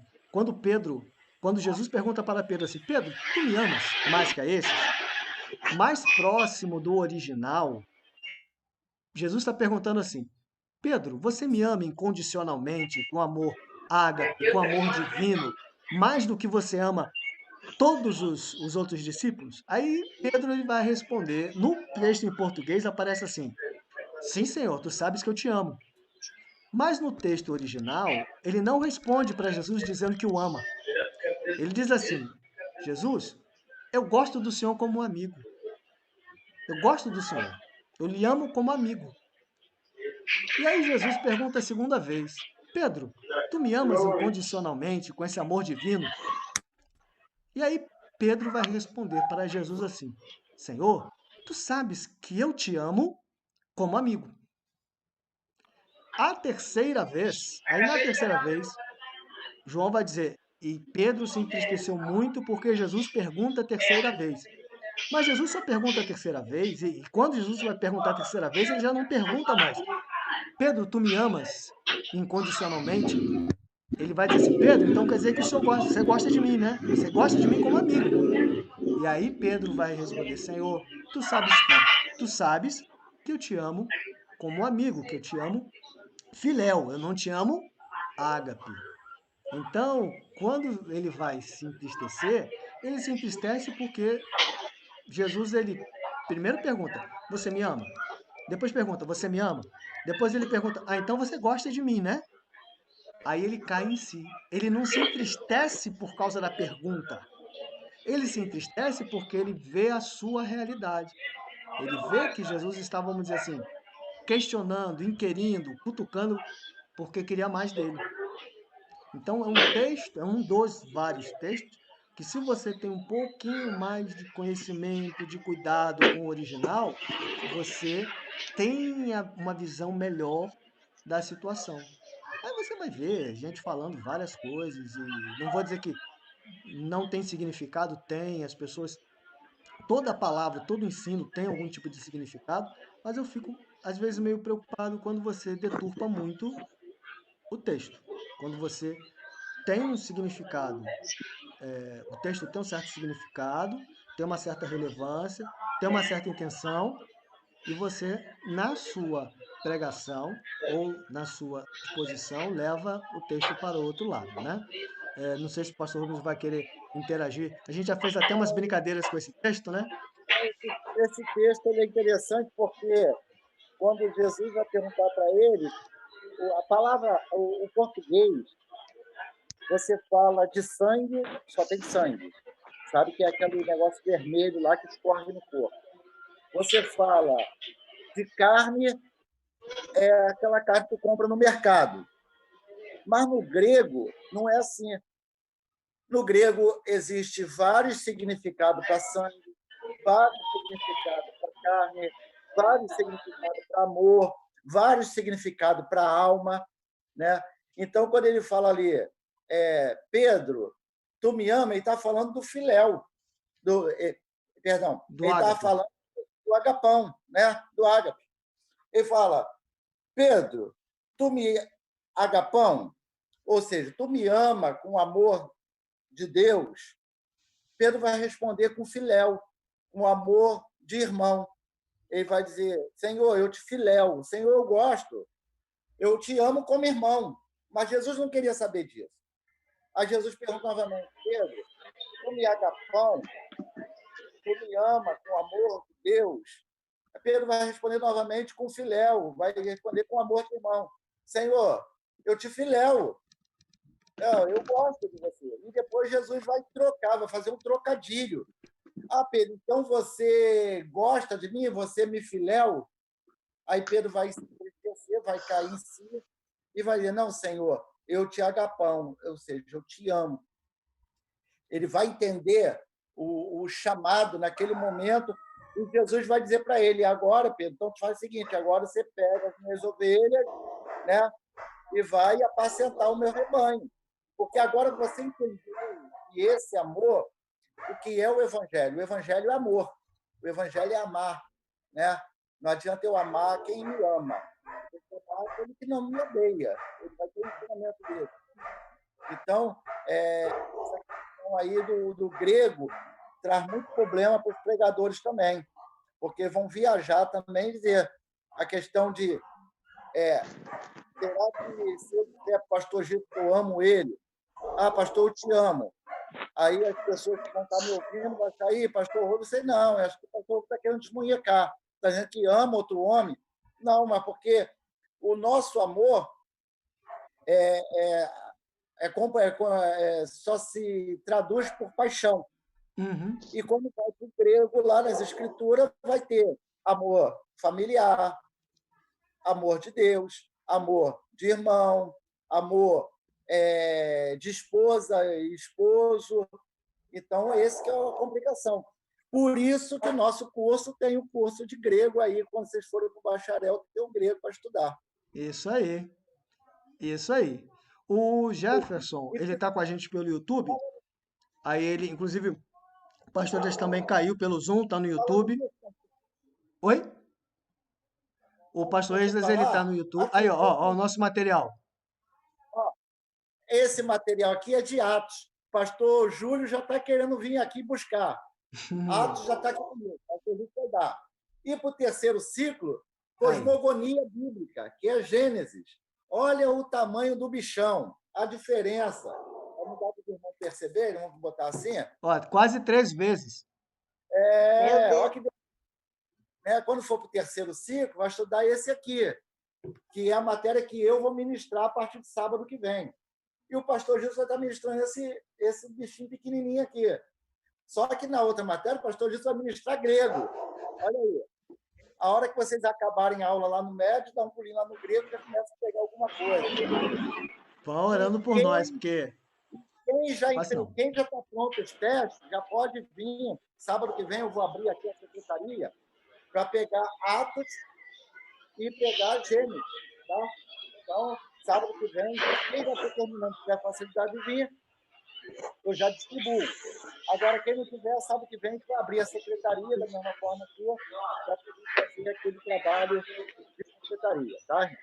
Aí, aproveitem aí a oportunidade de estar pegando material aí semana que vem lá com o pastor Rubens. Ele franqueou aí a oportunidade dos irmãos irem à residência dele, ele está pronto para receber os irmãos.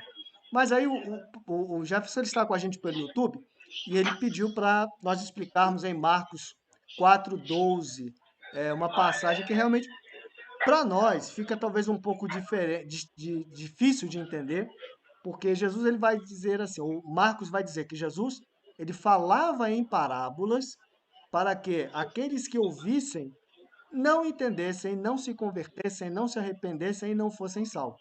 Então parece discrepância, parece um contrassenso.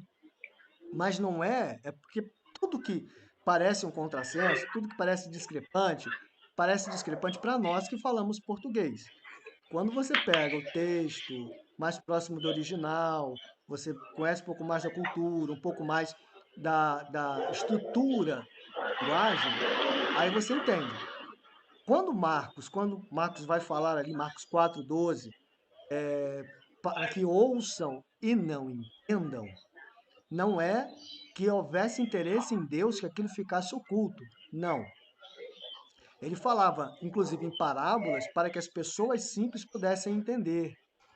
Mas as autoridades, as pessoas que estavam esperando um discurso acadêmico, vamos dizer assim, um discurso rebuscado, as pessoas que estavam esperando que ele chegasse lá com o anel de doutor no dedo e quisesse se mostrar o bambambam, bam, bam, eles ficariam confundidos e não aceitariam a simplicidade do evangelho. Ele falava em parábolas para que aquilo ficasse oculto, inclusive ele chegava depois para os seus discípulos, aqueles que estavam mais próximos dele, e explicava. Para a grande multidão, ele sempre falava em parábolas.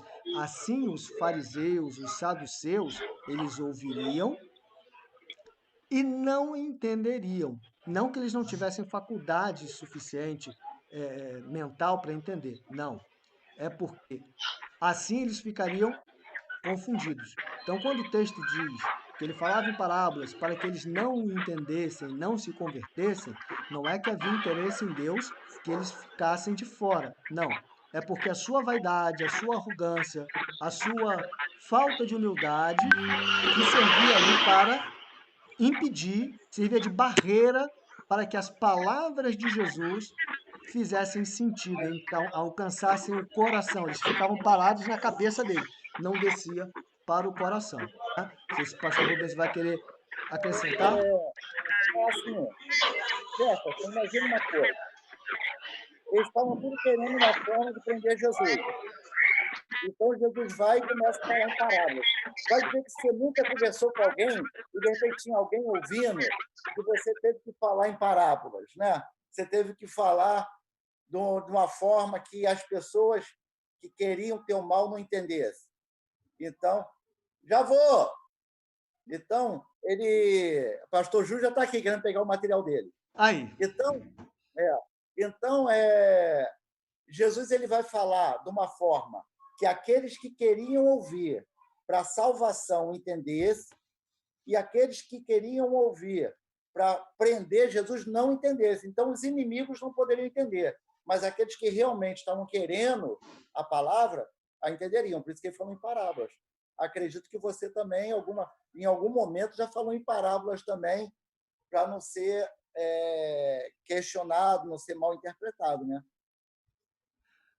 Ó, só para você ficar sabendo, pastor Rubens, a Tamir está online também pelo YouTube, né, e já mandou aí um comentário dela, está orgulhosa do paizão aí que está que conseguiu, né? Porque você disse que é bem tímido, mas você está bem descontraído, graças a Deus aí, para contribuir com a nossa aula. Bom, gente, nós já chegamos às 17 horas. Mandei o link também, pessoal da Faetade, Ah, é? do terceiro ciclo, e mandei o link também da EBD, pessoal da EBD também, quiser participar. Ai, que bom, que bom. É bom porque quanto mais gente estiver vendo, né, melhor fica, mais enriquece, né? Inclusive todos vocês que estão com a gente aí pelo YouTube, se quiserem fazer qualquer comentário, enquanto a gente estiver aqui, a gente tenta sanar a dúvida aí dos irmãos, né? Bom, existe mais alguns detalhes interessantes sobre a questão dos evangelhos, né? Se vocês tiverem alguma dúvida, algum ponto, podem chamar a nossa atenção. Mas os evangelhos, eles foram escritos também para um povo ou povos de cultura bem diferente da nossa. Pastor Rubens já colocou aí, já mostrou o livro que ele botou no nosso grupo, e caso você queira adquirir, ele já mostrou a capa ali, que Uso e costumes dos tempos bíblicos. Isso, uso e costume do tempo bíblico, que é muito importante não só para o seminarista, para o pregador, para o pastor. Por quê? Nos ajuda a entender a Bíblia. Tem muito do Evangelho que para nós é difícil de alcançar porque nós não conhecemos a cultura daquela época. O pastor Rubens já deixou o exemplo aí quando falou sobre o casamento, mas o casamento é um dos vários detalhes, né? A posição da mulher dentro da sociedade, tanto hebraica quanto da sociedade romana, é uma coisa interessante também para a gente poder entender. Eu ouvi, inclusive, o pastor, acho que foi aquele pastor Rodrigo Silva, um pastor adventista, ele esteve uma vez no programa do Jô falando sobre acho que é algum livro que ele tinha escrito. Ele citou uma coisa extremamente interessante. A gente já falou aqui sobre a credibilidade do evangelho, mas todos os evangelistas afirmam que quem primeiro chegou no túmulo de Jesus e viu o túmulo vazio foram as mulheres. As mulheres foram as primeiras a chegar e depois foram anunciar os apóstolos e chegaram e tal, como a gente já conhece o texto. Se fosse um texto fantasioso, fosse um texto armado, um texto feito no intuito de divulgar uma mentira, nunca que os evangelistas colocariam que as mulheres foram as primeiras a chegar e que as mulheres foram dar a novidade. Por quê? Porque a mulher era tida numa posição bem inferior dentro da sociedade da época. Então, se você queria passar uma mensagem com credibilidade, você não passaria para as mulheres. Aí, se fosse um texto manipulado, armado, primeiro chegariam os discípulos, e os discípulos mesmo teriam visto, por causa daquela visão patriarcal que nós já estamos acostumados a ouvir. Então, o fato de conhecer que na cultura a mulher tinha um papel, não um papel secundário, não estou aqui colocando isso, mas é um papel diferente, bem diferente do homem, e que sim, socialmente ela tinha uma série de restrições, dizer e mostrar as mulheres tão próximas do Evangelho, tão próximas, desculpa, do ministério de Cristo. Um dos evangelistas, inclusive, vai dizer que as mulheres é quem sustentavam o ministério de Jesus através das suas ofertas. Então, isso tudo é muito relevante. Primeiro porque dá luz, né? Dá luz às mulheres. Ela resgata a condição social. Aí você vai ter tantas pessoas falando que a Bíblia e o Evangelho são textos misóginos que menosprezam as mulheres. É uma visão deles, mas se eles lerem a Bíblia como a Bíblia realmente é, principalmente o Evangelho, Jesus ele está sempre ao lado das mulheres, em grandes momentos da sua vida. Pastor, a gente vai ver quando Jesus ele entra na casa de Simão, ele entra na casa de Simão, aí aquela mulher vem por trás de Jesus, quebra aquele alabastro, né? Alabastro é só o vidro do perfume, tá? Só não é a marca, não? Para entender. Não é a marca, não? Pensei que era a marca. Não é a marca. Não. É só o vidro do perfume, quebra.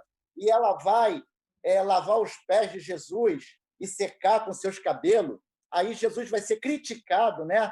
Vai ser criticado e vai dizer assim, olha, eu cheguei na tua casa, você não lavou os meus pés. Você não me deu ósculo, você não me beijou.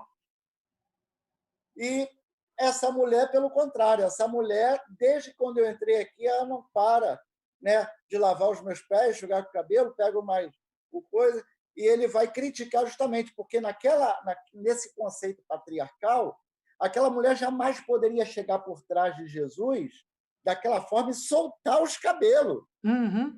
Se ela soltasse os cabelos ali para indigno. Jesus, não, ela estava se insinuando, né? Ela estaria fazendo um ato para Jesus. Então, como ela chegou por trás, soltou o cabelo, fez aquele negócio todo, né? O pessoal criticaram. E Jesus vai defender aquela mulher. Então, Jesus, quando a mulher adúltera vai ser apresentada para ele, para pôr a ele em prova, vai dizer, essa aqui foi pega no ato de adultério. Na realidade, levaram só a mulher, tinha que levar os dois. A mulher não adultera sozinha, né? Para adulterar tem que ter alguém, um parceiro. E Jesus vai falar, aquele que não tiver pecado, que atire a primeira pedra. Jesus ele vai quebrando esse tabu, né? Esse machismo, essa situação patriarcal, para poder dizer que o reino é chegado a todos. E Paulo vai declarar lá na frente que não tem distinção entre grego, bárbaro, cita, gentil, ninguém. Toda a salvação veio, inclusive para as mulheres. Olha que bênção, irmãs. Salvação veio para todos. Então, Jesus ele vai... Se o evangelho fosse algo escrito, forjado para a época, jamais teria textos como esse. Mas o texto está ali. Então, isso tudo aí, quando você conhece essa posição cultural, só dá mais prova que as pessoas falam demais, porque além do texto comprovar, essas passagens comprovarem a autenticidade do texto, demonstram que, como o pastor Bispo falou, o evangelho é para todos. Não é um texto misógino, não é um texto homofóbico, não é um texto racista, nada disso. Quando alguém insinua essas ideias, estão falando porque querem desmerecer, desqualificar o evangelho, que é, como Paulo diz, poder de Deus, né? Para a salvação de todo aquele que crê. Os gregos querem sinais, os outros querem profecias, mas o evangelho é poder de Deus. Oi, pastor. O evangelho é para todos que creem. Sim. E, claro, que ele também, o evangelho, vai dizer quem não vai entrar, quem não pode entrar no reino de Deus, né? Aí vai dizer os cães, os feiticeiros, os idólatras, que cometem, praticam mentira e tal. Ele vai dar o caminho de quem não pode entrar. Mas ele não está dizendo que essa pessoa nunca vai entrar. Mas essa pessoa que arrepender, deixar a prática do pecado, essa pessoa também tem direito ao reino. Então, o evangelho é para todos e tem que se enquadrar dentro daquilo que está previsto como merecedor dessa salvação, né? Nós não somos merecedores, mas conquistamos essa salvação através de crer no sacrifício de Cristo e através de seguir o caminho da retidão. Essa é a questão. Justo. Por isso que Jesus sempre disse, vai e não peques mais. Se o camarada continua em pecado... Algumas igrejas estão ainda naquela, vinde como estais e fique como vinde, né? As igrejas não querem conduzir a pessoa a sair do erro, mas querem arrebanhar as pessoas, porque tem as pessoas não como membros da igreja, Exato. mas tem como cliente, né? Isso. Então, vir se arrepender e seguir os passos do mestre.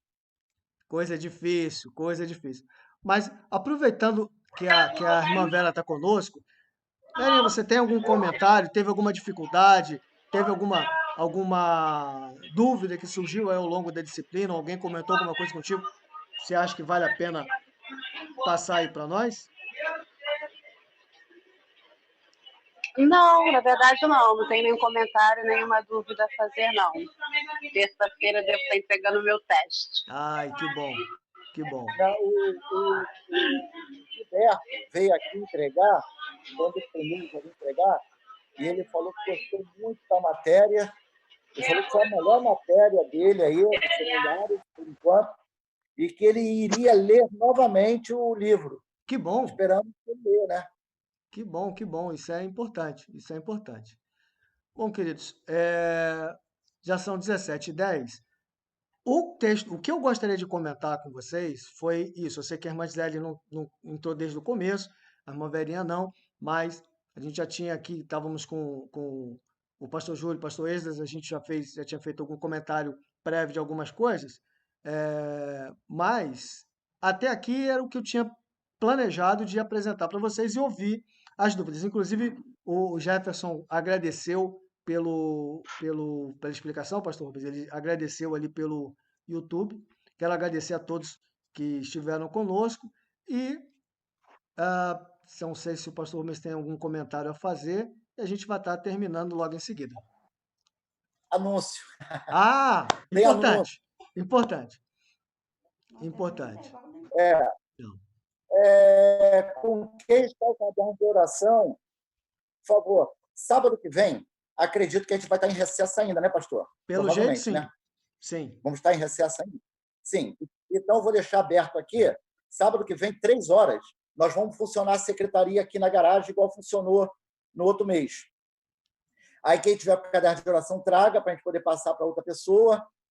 Traga os testes, venha para poder assinar o cartão resposta, venha pagar as mensalidades, porque eu já tenho que fazer o pedido da nova matéria no próprio sábado, seria dia 8, vamos fazer no sábado, depois da secretaria. Então, o pessoal que tiver que pagar a mensalidade, pague. O pessoal que tiver que assinar, assine, entregar teste, entregue, caderno de oração. E 3 horas, até às 18, a gente vai estar ali. Então, os irmãos venham para depois resolver. E já pegar a matéria nova. Já pega o livro de Atos aí para começar a já estudar, que acredito que o pastor Gilson, no sábado, já deve colocar videoaula lá de Atos dos Apóstolos, já deve colocar slide lá. Tá bom, irmãos? Não desanimem nesse período aí, eu sei que está difícil. O pastor Júlio veio me perguntar se teria algum desconto, porque as escolas, as faculdades estão dando desconto. Não foi nos passado nenhum desconto da ETAD. Então, assim, nós não temos lucro, nós não visamos lucro na matéria. O que a gente recebe, a gente repassa.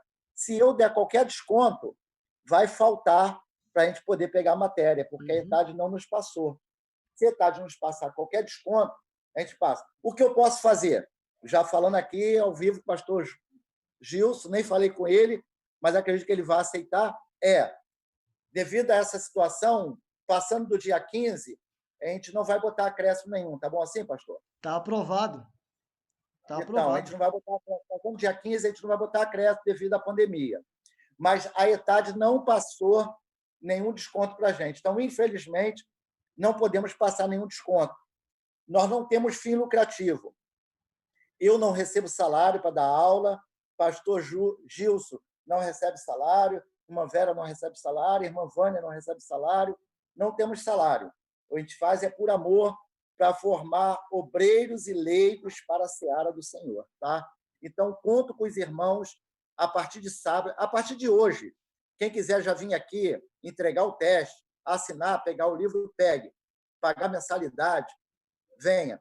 Mas no sábado, 3 horas da tarde, vai estar funcionando aqui, poder receber os irmãos. Vai ter um cafezinho, vai ter um biscoitinho, uma água gelada. Então, os irmãos podem vir e ficar à vontade. Só isso de mim, pastor. Amém. Então, nós vamos terminar. Eu agradeço aí a todos que estiveram conosco. Se essa situação se prolongar, deve se manter durante mais algumas semanas aí, a gente programa outros momentos como esse para a gente se juntar. Com relação, não sei se, aproveitando a Verinha e o pastor Rubens, não sei, talvez a escola dominical use alguma coisa desse tipo. O Betinho, eu tive comentando com ele se animou, né, com essa ferramenta, então talvez a gente use para outros momentos também. Eu vou tentar deixar esse vídeo disponível no YouTube, se os irmãos acharem interessante, para que quem não pôde participar, né, acabe tendo a oportunidade também de ver esse comentário que a gente fez e assim também poder ser edificado, né? Vou pedir então ao pastor Rubens para orar ao Senhor e logo em seguida a gente vai estar terminando e desde já desejo a todos uma tarde abençoada, uma semana abençoada, um domingo amanhã, onde não vamos ter culto nas nossas igrejas, mas isso não é motivo para não cultuarmos individualmente ao Senhor e cultuarmos em família. Amém? Que Deus abençoe a todos. Pastor Rubens. Amém. Irmãos, antes de orar, teve uma aluna do terceiro ciclo em que ela estava achando difícil, querendo parar, pensando até em parar. Não desanima, não, irmão.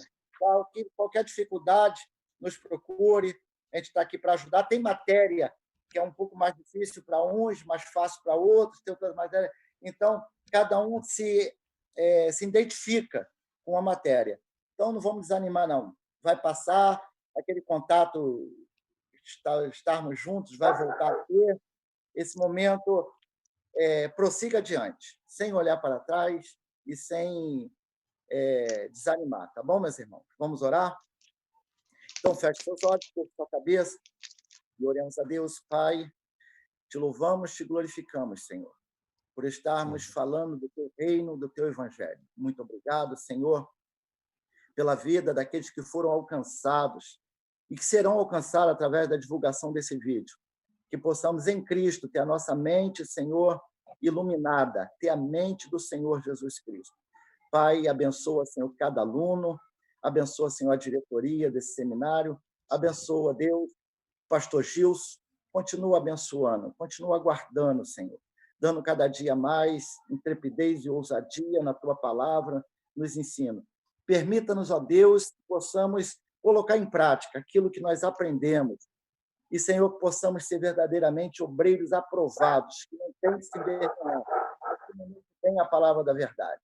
Pai, nos orienta, nos dirige nesse final dessa matéria. Senhor, a cada matéria tu venha estar conosco, nos ajudando. Não deixa nenhum deles, Senhor, nenhum desses alunos desanimar, nenhum deles parar pelo meio do caminho, mas que possamos prosseguir avante. Muito obrigado, Senhor, nos dá uma tarde agradável na tua presença, te pedimos e te agradecemos em nome de Jesus.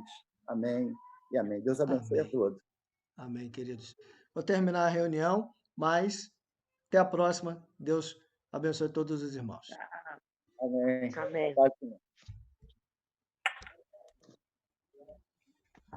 Pronto.